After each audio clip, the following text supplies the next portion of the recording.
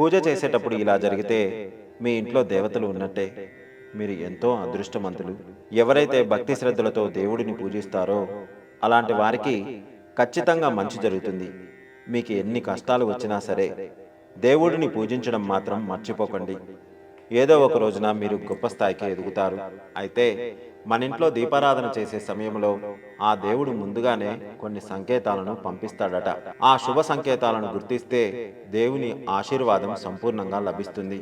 విపరీతమైన అదృష్టం కలిసొచ్చి కోట్ల ఆస్తులు కలిసొస్తాయి. మీరు చేసే పూజలకు దేవుడు సంతోషిస్తే ఎలాంటి సంకేతాలను తెలియజేస్తాడో ఈ వీడియోలో తెలుసుకుందాం. ముందుగా ఈ వీడియోకి ఒక లైక్ కొట్టి మన ఛానల్ని సబ్స్క్రైబ్ చేసుకోండి. లైక్ కొట్టడం మాత్రం అసలు మర్చిపోకండి.